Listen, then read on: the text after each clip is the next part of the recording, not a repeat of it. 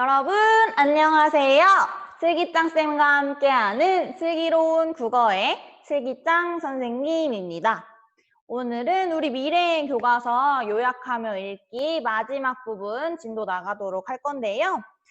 오늘 여러분들 교과서 90쪽, 91쪽, 그리고 94, 95쪽 이렇게 진도 나갈 거니까 혹시 오늘 수업 듣기 전에 아직 연필로 자기 자신의 힘으로 학습활동 수행하지 않았다 하는 친구들은 잠시 일시정지하고 연필로 자신의 힘으로 학습활동 한번 채워본 다음에 수업을 듣도록 하세요.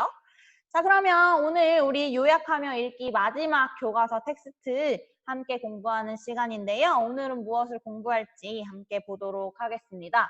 여러분들 90쪽, 91쪽에 보면 왠지 국어 교과서에서는 잘 보지 못한, 처음 보는 듯한 낯선 텍스트가 있는데요. 왼쪽에 나와 있는 것처럼 중학교 사회교과서의 일부입니다. 여러분들이 이번에는 교과서를 읽을 때는 어떤 식으로 요약해야 하는지 공부하는 시간을 가지도록 할 거예요. 그래서 오늘은 이렇게 중학교 사회교과서를 읽을 건데 글의 특성을 고려하여 요약해보자 라고 나와 있어요. 우리가 항상 공부를 시작하기 전에 학습 목표를 확인을 하는데 요약하며 읽을 때는 글의 특성이나 읽기의 목적을 고려해서 읽어야 한다고 이야기를 했습니다. 당연히 우리가 교과서를 읽을 때에는 교과서 안에 있는 중요한 내용을 잘 학습하기 위한 목적으로 교과서를 읽게 될 건데요. 교과서 글 같은 경우는 그 글만의 특성을 가지고 있습니다. 그렇기 때문에 교과서의 특성은 무엇인지, 우리가 교과서 글을 읽는 목적은 무엇인지 왼쪽에 나와 있는 이끌기를 함께 보면서 확인을 해보도록 할게요. 교과서를 읽는 목적은 공부할 내용을 배워서 익히려는 것이지요 라고 했습니다. 교과서 읽는 목적, 공부하는 내용을 배워서 익히려는 것이래요. 이 교과서는 학생이 잘 이해할 수 있도록 단원명, 학습 목표 등을 제시해주고 중요 내용은 글씨체를 달리하거나 도식으로 그려서 눈에 띄게 하는 특성이 있어요. 이런 특성을 적극적으로 활용하면 내용을 쉽게 요약할 수 있어요 라고 했습니다. 맞습니다. 여러분들이 많은 교과서를 이미 초등학교 그리고 중학교에 들어와서 봤을 텐데 교과서 같은 경우는 기본적으로 항상 단원명이 있고 그 아래에 학습 목표가 제시가 되어 있죠. 국어 시간에도 우리가 학습 목표를 굉장히 중요하게 살펴보는데요. 학습 목표를 꼭 확인해야 하는 이유는 우리가 이 단원 그리고 이 교과서를 다 보고 나서 이 학습 목표는 달성해야 한다라는 것을 미리 밝혀주는 것이기 때문에 학습 목표를 먼저 알아두면 내가 이것을 공부해야 하는구나 하는 것이 분명해져요. 즉, 내가 가야 할 길을 미리 학습 목표가 알려준다고 할 수가 있죠. 그래서 학습 목표 굉장히 중요하게 확인해야 되고요. 그 다음에 중요한 내용에 글씨체를 달리하거나 아니면 도식으로 그려져 있거나 이런 것들이 있대요. 여러분들 지금 잠깐 여기 나와 있는 교과서 보면 우선 교과서는 이렇게 생각 열기와 같은 부분에서 사진이나 그림, 만화 이런 자료들을 제시해서 여러분들에게 이제부터 공부하게 될 내용에 대한 흥미를 유발하는 부분이 먼저 나와 있고요. 그 다음에 교과서 아래쪽에 보면 굵은 글씨가 나와 있는 부분들이 있어요. 예를 들어 여기 지금 경제활동, 생산, 분배, 소비 이런 것들은 글씨체가 굉장히 굵게 나와 있죠. 이렇게 글씨체를 달리했다는 것은 그 내용이 중요하다는 의미를 나타내죠. 따라서 이 굵은 글씨에 관련된 내용은 잘 보고 잘 기억해야 된다는 것도 우리가 알 수가 있어요. 그 다음에 아래쪽에 보면요. 교과서에서는 이렇게 조금 어려운 단어들에는 단어의 뜻을 밝혀주는 부분도 있다는 특징이 있고요. 오른쪽으로 넘어가 보면 이렇게 표로 혹은 그림으로 정리를 해서 나타낸 부분들도 있습니다. 이렇게 그림으로 나타낸 부분은요. 여러분들이 한눈에 살펴보기 쉽게 잘 정리를 해서 그려놓은 것이라고 할 수 있기 때문에 그림을 보면서 교과서의 내용을 정리해 본다면 여러분들이 공부하는 내용을 더 잘 이해하고 기억할 수 있다고 생각할 수 있습니다.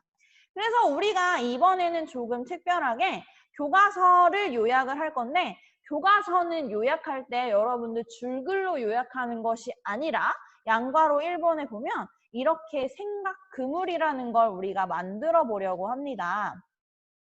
생각 그물이라고 하는 건 말 그대로 정말 그물처럼 중요한 생각들을 위계가 잘 느껴지게, 그러니까 더 상위의 개념이 무엇이고 그 아래쪽에 속한 내용들이 무엇인지 우리가 시각적으로 잘 보이도록 표현한 것을 생각 그물이라고 해요. 그래서 우리는 이 교과서의 내용을 여기 양괄호 1번처럼 생각 그물로 표현을 해보도록 할 겁니다.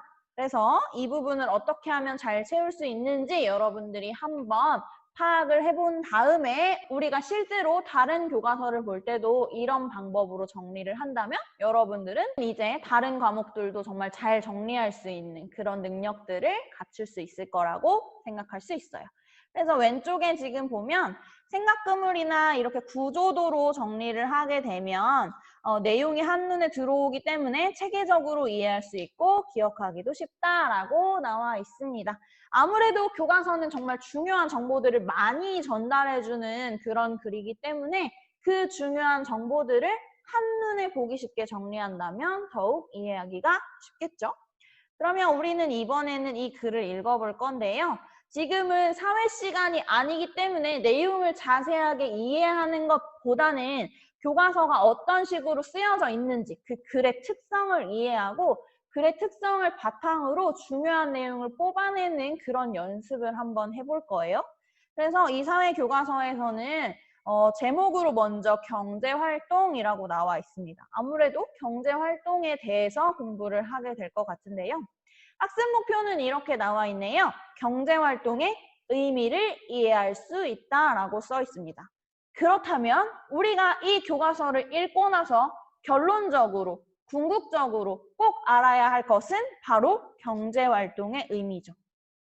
그렇기 때문에 생각 그물에서도 경제활동의 의미가 들어가야 돼요. 지금 보면 경제활동이라는 키워드를 중심으로 3가지 갈래로 뻗어 나갔는데 첫 번째는 비워져 있고요. 두 번째는 경제활동의 종류가 들어가 있고 세 번째는 경제활동의 주체가 채워져 있어요. 아마 이 첫 번째 칸이 의미가 들어가야 되지 않을까라고 예측할 수 있습니다. 왜냐? 우리 학습 목표에서 경제활동의 의미를 아는 것이 우리의 목표라고 제시를 해줬기 때문이에요. 그래도 아직 확실하지 않으니까 읽어보도록 하겠습니다.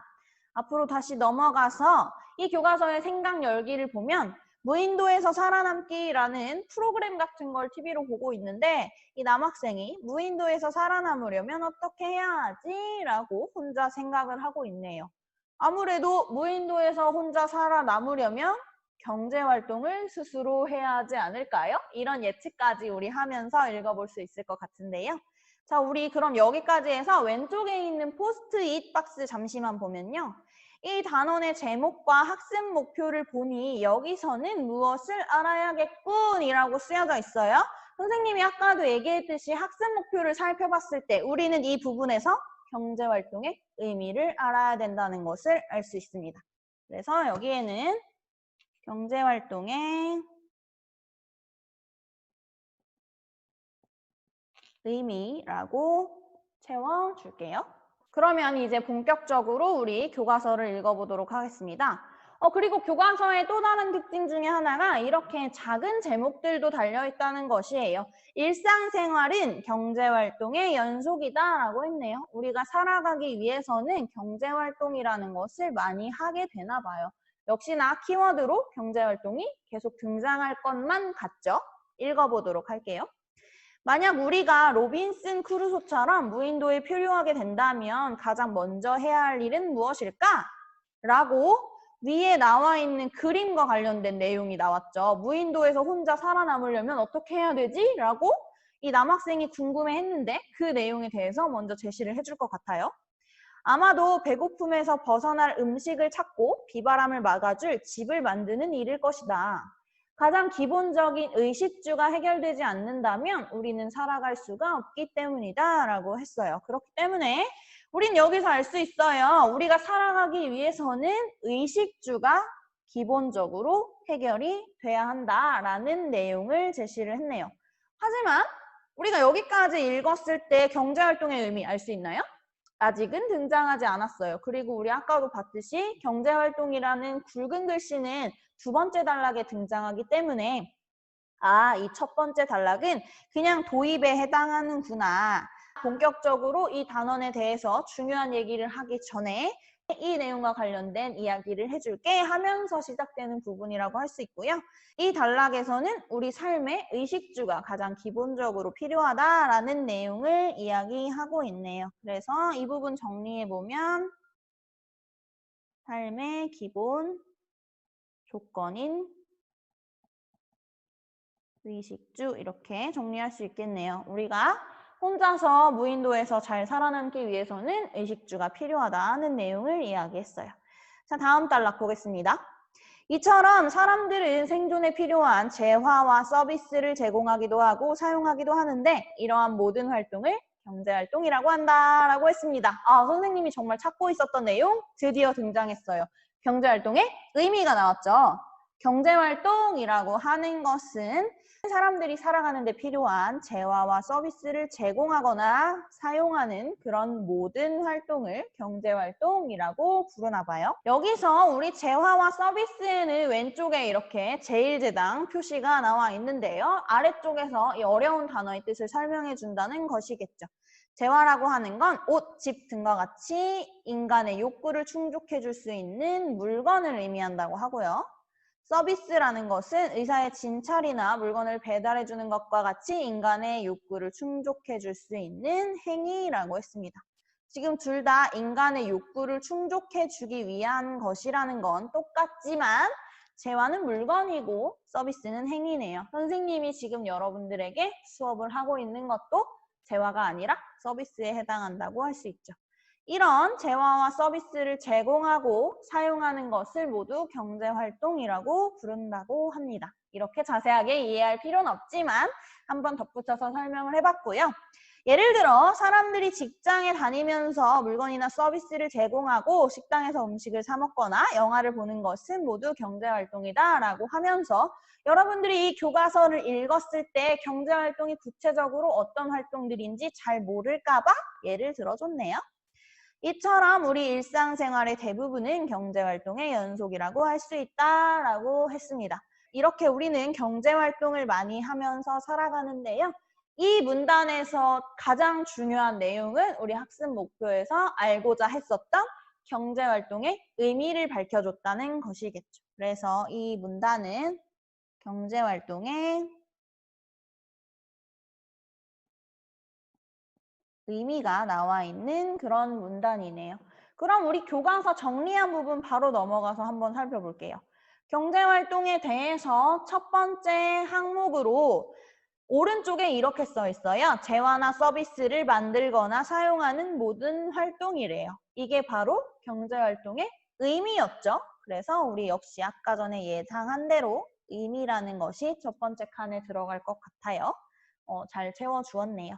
자, 앞으로 다시 넘어가서 세 번째 단락 읽어보도록 하겠습니다. 선생님이 지금 양쪽으로 보고 있어서 왔다 갔다 하는 게 복잡하지만 여러분들 교과서 한 번에 펼쳐 있기 때문에 왼쪽 오른쪽 가면서 중요한 내용 정리해도 그렇게 복잡하지 않죠? 괜찮죠? 자, 세 번째 단락 볼게요.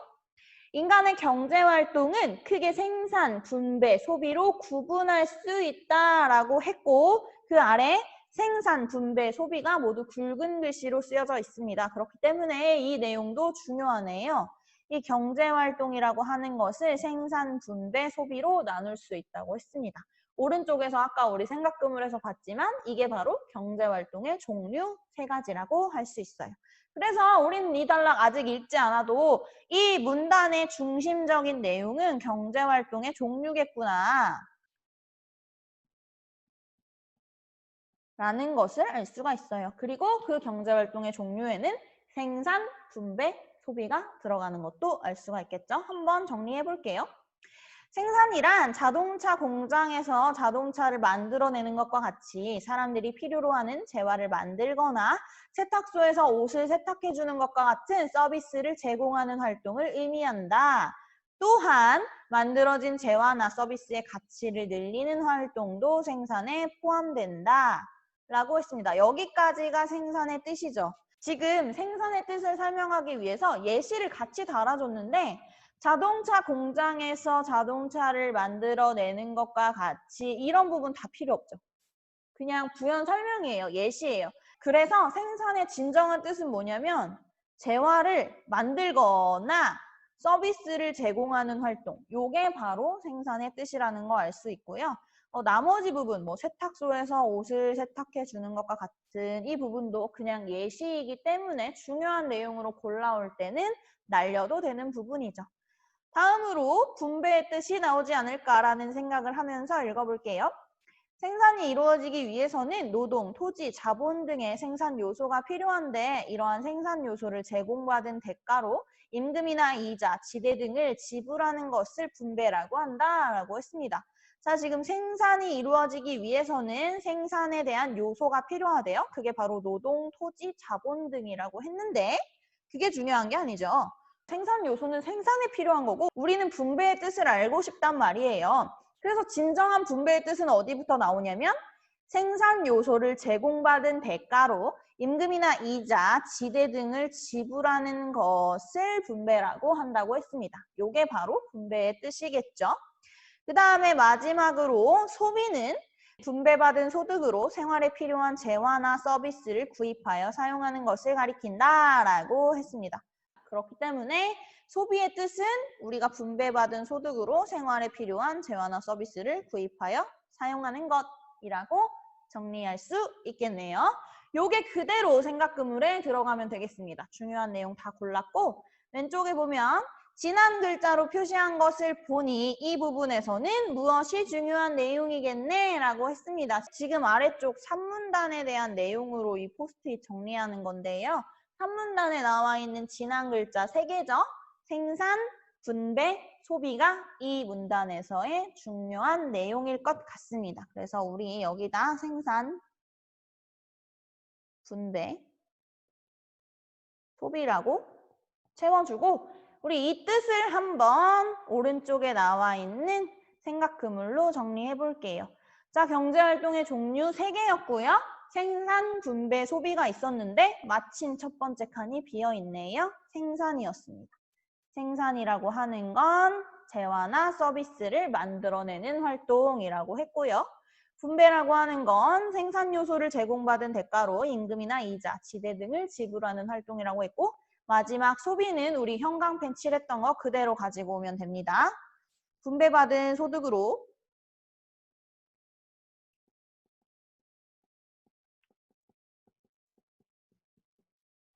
생활에 필요한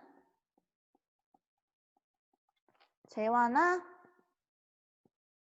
서비스를 구입하여 사용하는 것 이라고 했는데 여러분들 지금 보면 이 친구가 이 생각금을 만드는 과정에서 생산, 분배, 소비를 모두 이러이러한 활동이라고 뒤를 맞춰줬잖아요. 그렇기 때문에 사용하는 것이라고 해도 되지만 사용하는 활동이라고 정리를 해도 위에랑 더 형식을 맞출 수 있어서 좋을 것 같아요. 자, 그러면 다음으로는 경제활동의 주체가 나오겠네요. 우리 읽어보겠습니다. 윗부분 보면 경제활동에는 가게, 기업, 정부 등이 참여한다라고 했습니다. 자, 경제활동에는 이 3가지 주체가 참여한다고 했어요. 주체라고 하는 건 이 경제활동에 참여하는 주인공이 된다라고 생각을 하면 되는데 이 경제활동에 가게와 기업과 정부가 참여를 하나 봐요. 아래쪽에 바로 정리 한번 해볼까요? 지금 가게, 기업은 채워져 있으니까 마지막은 정부가 들어가면 되겠네요. 그러면 구체적으로 가게, 기업, 정부가 어떤 식으로 경제활동에 참여하는지 살펴보겠습니다. 가게는 기업의 노동과 자본 등의 생산 요소를 제공한 대가로 소득을 얻어 그 소득으로 소비하는 경제 주체이고 라고 했습니다. 자, 먼저 가게는 기업의 노동이나 자본 등의 생산 요소를 제공을 하고요. 그에 대한 대가로 소득을 얻나 봐요. 그리고 그 소득으로 소비까지 하는 경제 주체라고 합니다. 아래쪽에 그대로 정리하면 되겠죠. 다음으로 기업은 가게로부터 제공받은 노동과 자본 등을 이용하여 재화나 서비스를 생산하는 경제 주체이다 라고 했습니다. 마찬가지네요. 이 기업한테 아까 가게가 노동이나 자본 등을 제공한다고 했는데 얘네는 그거를 제공을 받아서 재화나 서비스를 생산한다라고 나와 있죠. 그래서 가게로부터 제공받은 노동과 자본 등을 이용하여 재화나 서비스를 생산하는 주체를 기업이라고 말하고요. 마지막 정부는 역시 굵은 글씨는 중요하겠습니다. 가게와 기업으로부터 거둔 세금으로 국방, 치안, 도로, 교육 등의 공공재를 생산하는 한편 기업이 생산한 재화와 서비스를 소비하는 경제 주체이다 라고 했습니다. 지금 경제 주체라는 주요한 키워드가 맨 마지막에 등장하기는 했지만 이 경제 주체에 해당하는 세 가지가 가계, 기업, 정부구나라는 걸 우리가 알 수가 있어요. 그래서 마지막으로 이 정부라는 주체는 가계와 기업으로부터 세금을 걷어서 공공재를 생산하고 기업이 생산한 재화와 서비스를 소비한다라고 나와 있습니다. 중요한 내용이 굉장히 많이 형광펜으로 칠해졌는데요. 왼쪽 한번 정리해 볼게요. 이 글의 구조를 고려하면 2문단에서는 경제활동의 의미 밝혀준 거 기억나죠? 3문단에서는 경제활동의 종류, 그리고 마지막 4문단에서는 경제활동의 주체를 밝혀주고 있다는 거 알 수가 있죠. 정리해 볼게요. 경제활동의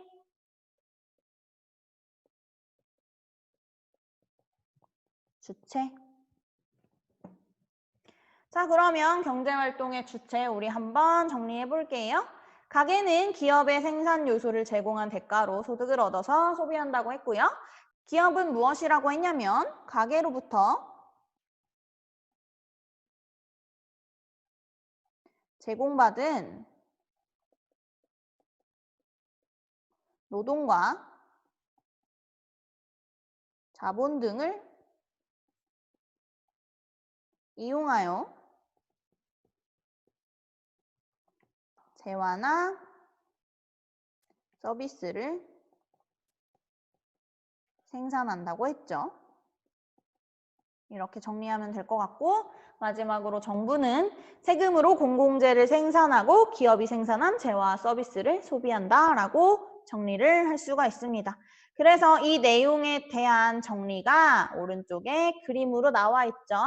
이 경제 주체가 가계, 기업, 정부가 있는데 얘네가 거의 이렇게 순환하는 것처럼 가계는 기업의 노동, 토지, 자본처럼 생산 요소를 제공을 하면 그것에 대한 대가로 임금, 지대, 이자 이런 걸 받고 그러면 가게는 또 기업한테 상품 구매에 대한 돈을 지불하면서 재화와 서비스를 사고 뭐 이런 식으로 계속 순환하는 것처럼 그림으로 정리가 되어 있네요. 우리는 그래서 그림을 보면서 공부한 내용을 정리를 할 수가 있고요.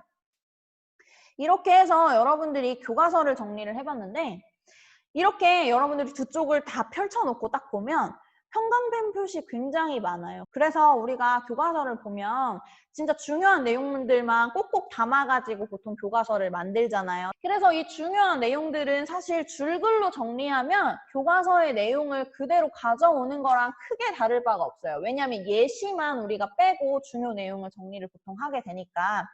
그래서 줄글로 정리를 하면 또 너무 길어지고 정신이 없기 때문에 교과서와 같은 글은 우리 방금 정리한 것처럼 이렇게 생각그물처럼 좀 시각화할 수 있는 눈에 딱 보이게 구조화할 수 있게 정리를 하면 좀 더 여러분들 기억에 잘 남는다는 거 알아둔다면 지금 1학년 때는 우리 중간고사, 기말고사 같은 거 보지 않지만 2, 3학년 때는 실제로 시험도 보고 중요한 내용들 잘 정리해서 기억하고 외워야 하잖아요. 그럴 때 이런 팁들을 잘 기억해 놓는다면 여러분들 공부에 많이 도움이 될 것이라고 생각합니다. 여기까지 해서 우리 교과서 정리해봤고요. 이렇게 해서 우리는 이번 단원에서 배워야 할 모든 것들을 배웠습니다. 우리 지금 요약하며 읽기라는 단원에서는 중요한 학습 목표로 읽기의 목적이나 글의 특성에 따라서 요약을 해야 한다라고 했는데 그렇기 때문에 우리가 읽기의 목적이 다양한 것도 보여줬어요. 예를 들어서 뭐 남극에 대해서 나는 읽으려고 한다. 아니면 나는 동물들에 대해서 읽으려고 한다. 뭐 이런 읽기 목적도 보여줬고 그 다음에 글의 특성을 알기 위해서는 설명문, 그리고 주장하는 글, 그리고 이야기글, 그리고 교과서글 이렇게 다양한 글의 종류를 확인을 하면서 글의 종류가 달라질 때는 요약하는 방법도 조금씩 달라지는구나 라는 걸 여러분들 공부했기 때문에 이런 걸 잘 기억하고 어떤 글을 읽을 때도 각각의 글의 특성에 맞춰서 좀 여러분들이 적용을 하면서 읽는다면 더 잘 기억하고 그리고 이해도 더 잘할 수 있을 거라고 생각합니다. 자, 그러면 우리 이번에 단원을 마무리하는 그런 과정으로 94쪽으로 넘어가 볼게요. 94쪽에 넘어가면 간단한 퀴즈가 나와 있어요. 남극과 북극 어떤 점에서 다를까라는 글 읽은 지 조금 오래돼서 여러분들 기억이 잘 날지 모르겠지만 한번 살펴볼게요. 남극과 북극은 겉으로는 비슷해 보이지만 서로 전혀 다른 특징을 가지고 있다. 맞나요? 네, 맞습니다. 그렇기 때문에 이 둘의 차이점, 다른 점을 밝혀준 글을 우리가 읽었던 것이죠. 다음으로 두 번째 문제. 북극의 최저기온이 남극의 최저기온보다 낮나요? 정답은 X입니다. 왜냐하면 북극은 주변이 바다로 둘러싸여 있고 남극은 아래쪽에 육지가 있어서 이 육지가 있는 곳이 더 춥다라고 했기 때문에 북극보다 남극이 더 춥죠. 그렇기 때문에 남극이 최저기온이 더 낮은 것이라 X고요. 양가로 3번 남극과 북극의 두꺼운 얼음층에는 지구의 역사가 보존되어 있다. 맞나요? 네, 맞습니다. 그래서 우리가 남극과 북극 잘 연구를 해야 된다라는 얘기까지 했었죠. 이렇게 해서 첫 번째 텍스트 정리했고요.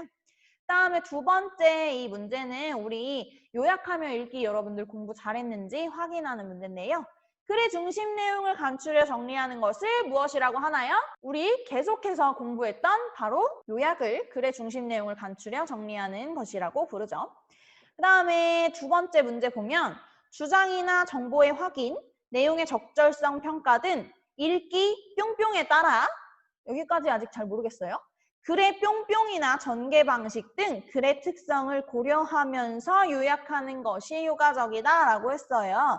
그래서 이 2번 문제에서 뭘 얘기하고 있냐면 요약할 때 무엇을 고려해야 된다고 했지? 라고 물어보는 거예요. 그래서 두 번째 건 나와 있죠. 글의 특성을 고려해야 한다고 했고 첫 번째 거는 뭘 고려해야 된다고 그랬죠? 읽기의 목적을 고려해야 한다라고 이야기를 했기 때문에 첫 번째 빈칸에 읽기 목적이라고 채워줄게요. 이 읽기의 목적에는 주장을 확인하고 정보를 확인하는 거, 그리고 내용이 적절한지 평가하는 거, 이런 다양한 목적들이 있겠네요.